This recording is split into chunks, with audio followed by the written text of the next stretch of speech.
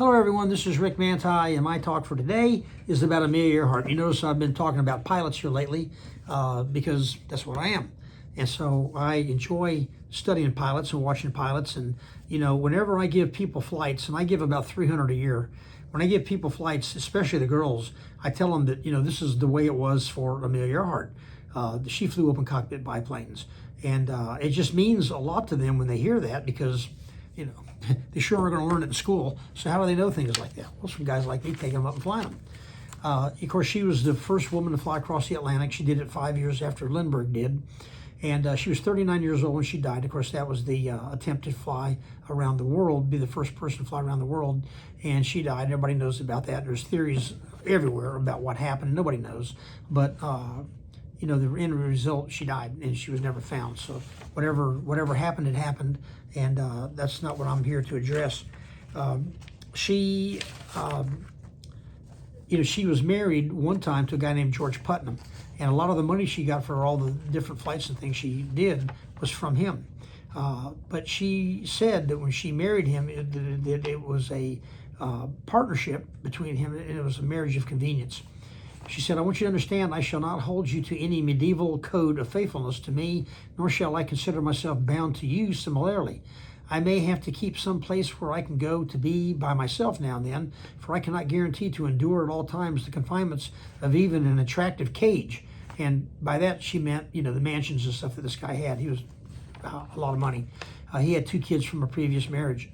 So her ideals on marriage were very liberal for the time. She believed in equal responsibilities for both breadwinners and kept her own name rather than being referred to as Mrs. Putnam. When the New York Times referred to her as Mrs. Putnam, she laughed it off. Putnam also learned that he would be called Mr. Earhart. There was no honeymoon for the couple because Earhart was involved in a 9-day cross-country tour. Here's some of the notables that she did in her life, which is pretty extraordinary. She was the first.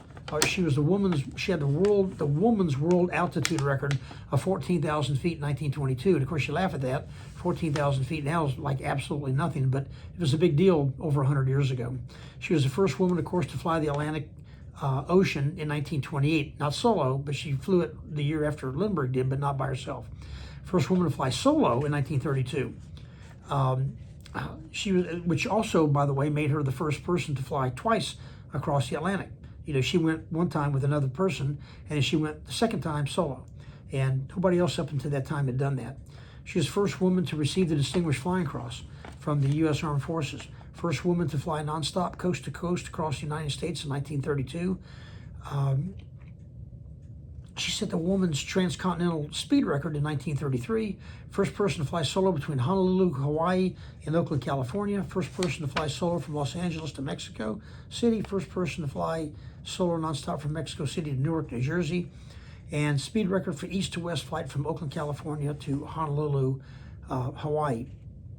Now, of course, all you guys know about her disappearing and dying in 1937, and there's all kinds of reasons out there on what happened to her, but that will be for another time. In the meantime, I use her name all the time when I fly kids, especially kids, and let them know that, hey, you can do anything you want in this country. She did it, almost 100 years ago. She did it, and you can do the same thing. So until next time, you guys fly safe.